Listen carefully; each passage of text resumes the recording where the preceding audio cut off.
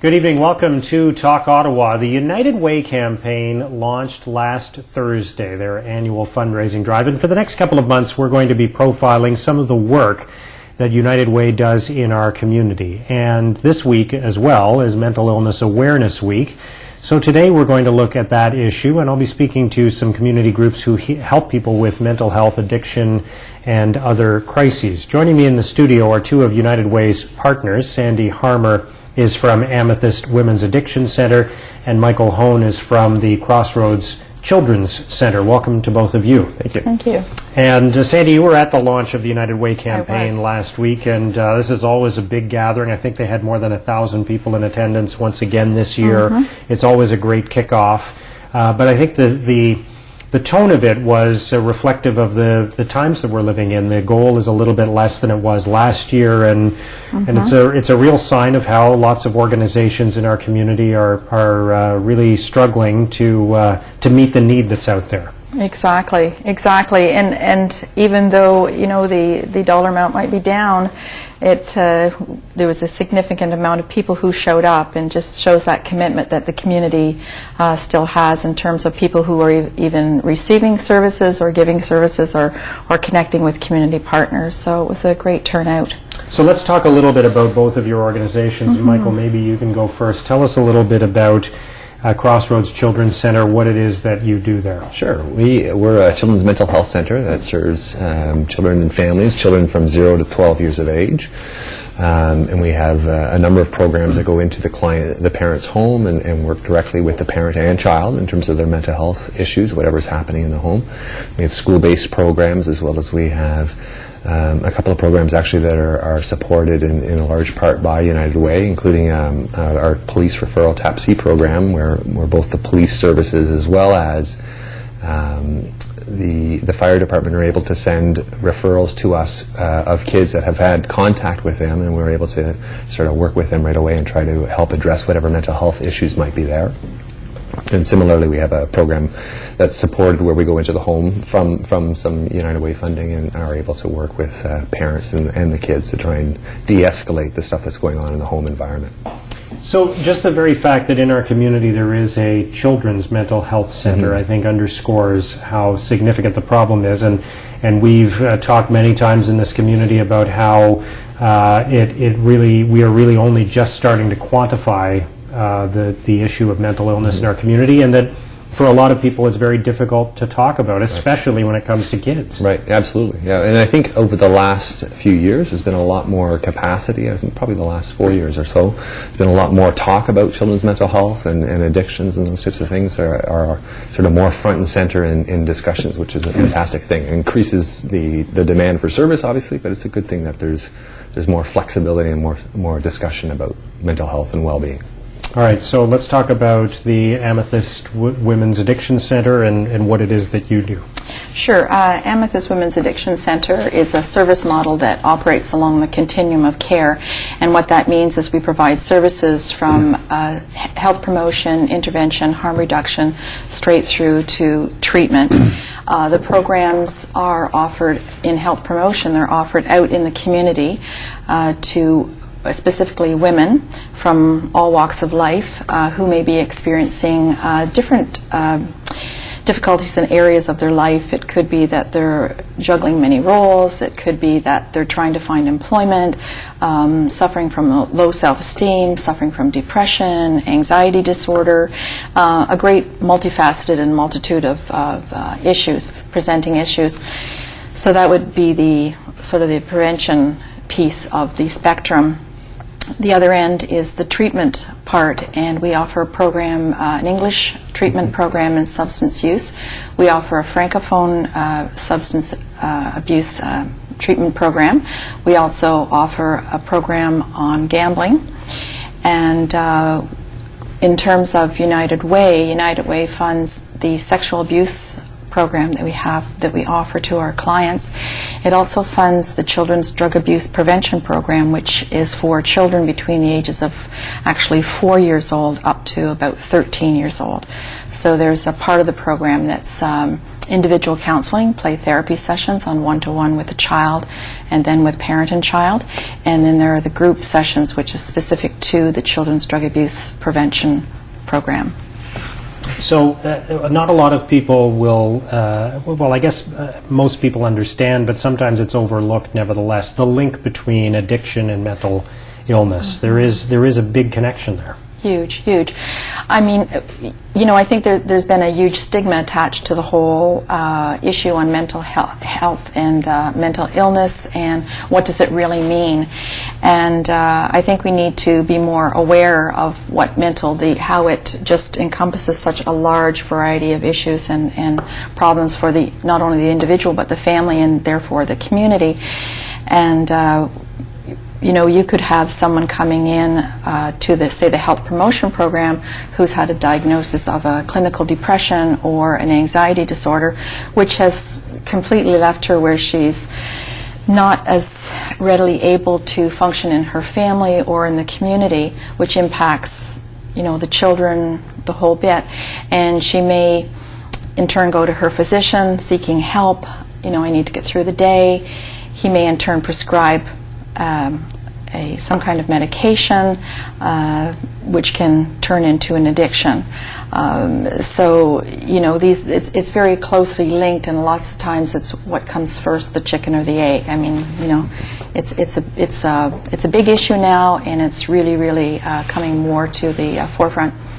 You mentioned gambling addictions. Mm-hmm. One of the addictions that you deal with, I think when people hear addiction, they think first of substance abuse, Sure. of course. But given that you also deal with people who have a gambling addiction, Mm-hmm. what do you think about this whole debate that's happening about whether or not to have a casino in Ottawa? Right. Well, you know, I think our approach at Amethyst Women's Addiction Centre would be one in which we want to say we're looking to strive for a healthier community. And so some women may make that choice to, as a term of trying to cope with the stressors in their life, choose gambling to try to cope with their everyday life. And it can easily become an issue. So what does this open up? I mean, is it the accessibility for more people to create an addiction in their life? You know, I think we need to look at the whole part of having a more healthy community, making sure we have those programs in place and that people know that there are other healthier coping mechanisms. So that if we have a healthier community Mm-hmm. and there are more people who are turning to the right resources when they need help, Mm-hmm. fewer people being pushed to a point where they might become abusive in their behavior, Sure. then it doesn't really matter whether we have a casino or not. That's not the way to deal with the issue. Is that what you're saying? Well, I'm saying it's more awareness, and I think, you know, education is knowledge. So the more awareness and knowledge that people have, and if they know there are the possible consequences of their use, and why are they gambling? That's another thing. I mean, we have people, you know, social gamblers, social drinkers, et cetera, but it's why. You know, are they using it as a coping mechanism to deal with the stressors that are happening in their life? Then they are at risk for it to become an addiction. And that would be the case even if there was no casino, right? So it's not really about whether there's a casino or not. It's about how we're dealing with these issues. Right. It's awareness and knowledge. Yeah. Yes. So let's talk more about children's mental health. What kinds of issues are you dealing with at the Children's Centre? Sure. We have kids that are coming to us with depression, with anxiety problems, with attention deficit issues, all kinds of different diagnoses. So we're dealing with kids that are really having a difficult time. And when they get to us, they're usually fairly severe. They've gone through multiple services and are struggling. And let me ask you this, sure. Is it happening more often now, or is it just that we're more aware of it now and we're diagnosing more cases because we have more knowledge and more people are willing to come forward and more parents are talking about it? I think that the whole issue around stigma and sort of destigmatizing mental health has increased the number of kids and families that are coming for service and are being identified as having mental health concerns or issues. As an example, we started a mental health walk-in clinic recently, and even there we're pretty much busy each and every night with kids just showing up with their parents looking for help, looking for guides. There's less stigma attached then to come to a center like ours or other centers in the community to deal with mental health issues or concerns, even questions that the parent might have about development and how things are looking. So, it certainly is becoming more regular that we're getting families to the clinic, and it's something that obviously is as a result of us talking more about mental health and having good, healthy debate about addictions issues, gambling issues, and mental health issues altogether. And when a child ends up with mental health issues, what's causing it? What's triggering it? Well, as a community, we've many of our organizations have taken a look at what's getting in the way of these kids being successful, and there's some mental health concerns and there's some skill sets that they're lacking that cause them to not have as much success as another kid who's not lacking those particular skills. So it's a matter of really trying to identify what's getting in the way of the child having difficulty, and then structuring some approach to address those skill sets and get them to a place where they can actually have some success. So it's not like it's not about their will or will to do well. It really comes down to something gets in their way, and we need to sort that out in order to help them. All right, we're going to take a quick break. When we come back, we're going to talk more about these two resources and how they're helping people with mental illness and addiction issues right here in our community with the help of the United Way. We'll be right back on Talk Ottawa.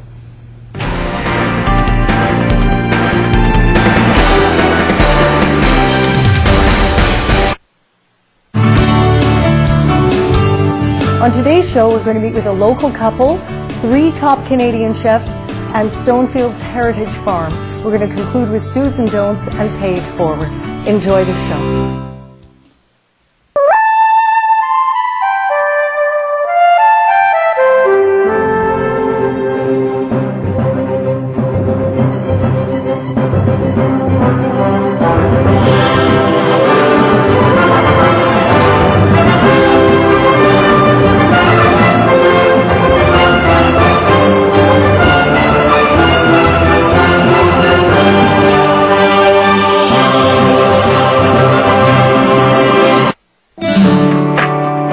My name's Heather, and I've been volunteering with Daytime for about 2 years. Absolutely my favorite part of volunteering with Rogers has been the people that I work with, the staff and the crew. It's a wonderful group of people.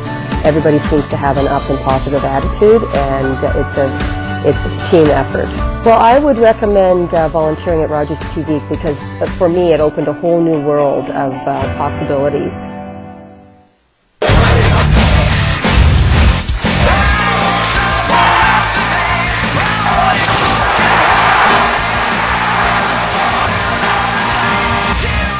Sevens Hockey, Saturday at 7.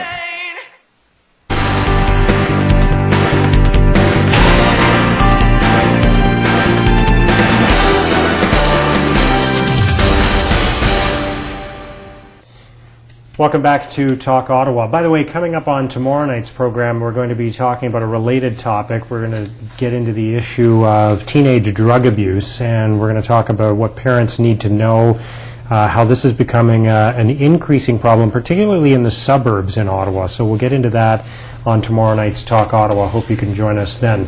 Let's get back to the issue of how the United Way is trying to address the issue of mental illness in our community and substance abuse as well, and other addictions through 2 very important local causes. And I want to get back to what's happening at the Amethyst Women's Addiction Centre. Give us a sense of how you're able to actually help people, what success stories that you've had recently, and I guess what you would do if you had more resources, because there's always a limit to what you can do based on the resources you have.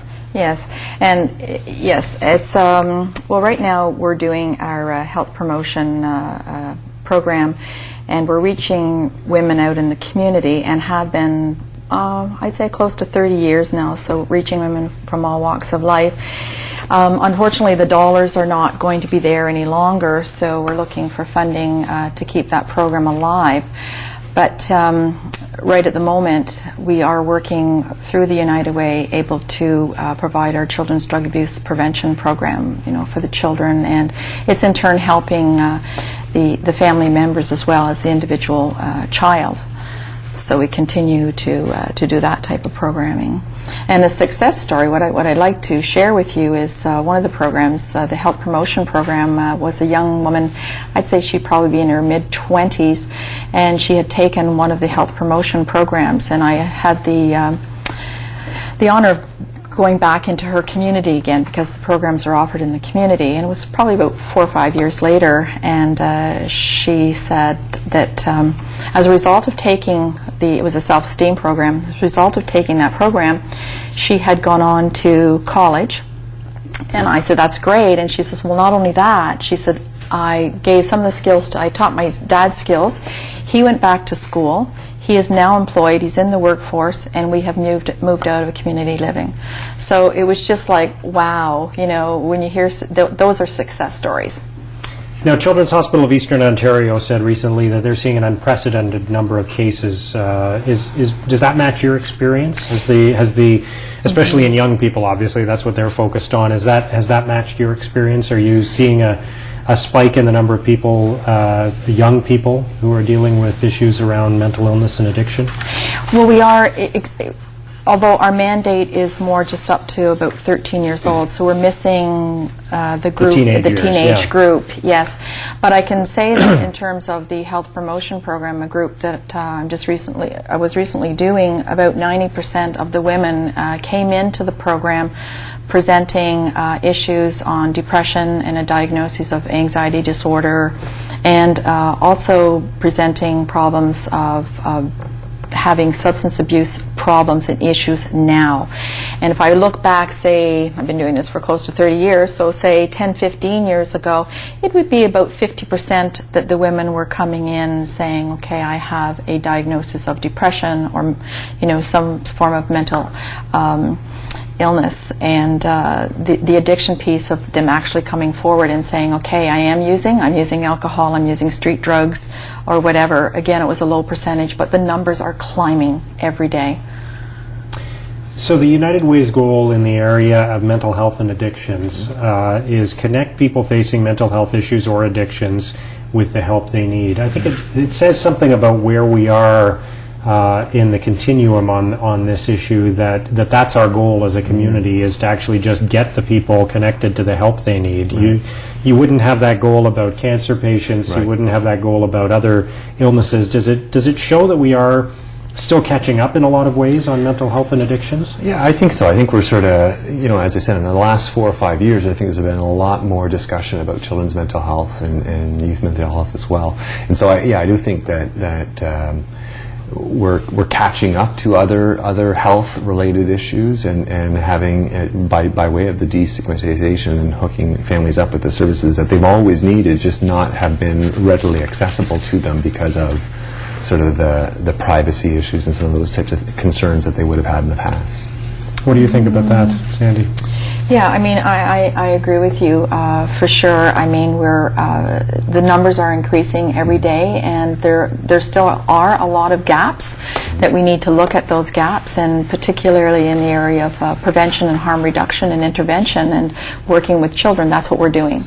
And as I say, in terms of looking at a dollar and a donor's dollar, by spending $1 in health promotion, harm reduction, intervention, you're saving I can't say how much, but you pay a lot less in that area than waiting until a treatment case happens.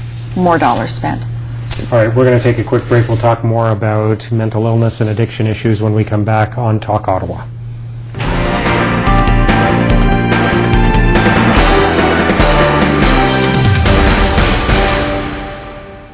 It isn't a party until the Rogers TV Tim Hortons Community Cruiser is on the scene. Hot coffee, tasty treats, and awesome prizes.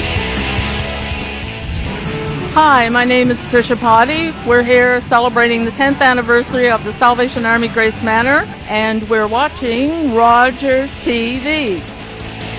Where will the cruiser be next? Maybe at your event. Log on to RogersTV.com and find out how. Meanwhile, keep your eyes on Rogers for more cruiser moments.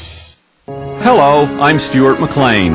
The Nature Conservancy of Canada has helped save more than 2 million acres of ecologically significant land right across Canada. But there are still hundreds of places facing direct and immediate threat. NCC needs your support to protect these lands and the species that depend on them. Join the fight to save Canada's ecological treasures. Visit natureconservancy.ca. That's natureconservancy.ca. Thursday's daytime, our good friend Dylan Black, host of 101.9's Breakfast in the Morning at Dog FM. He's showing up on the show because he has got a great thing to celebrate his birthday. He is doing a birthday blood donor clinic. He's going to tell how you can get involved and all the great entertainment he has in store. Right, and also we could give him a few birthday beats. Absolutely. Just kidding, Dylan, don't be afraid. We're also talking to Mallory Britchon. She's the editor-in-chief of F Magazine. That's all coming up on Thursday.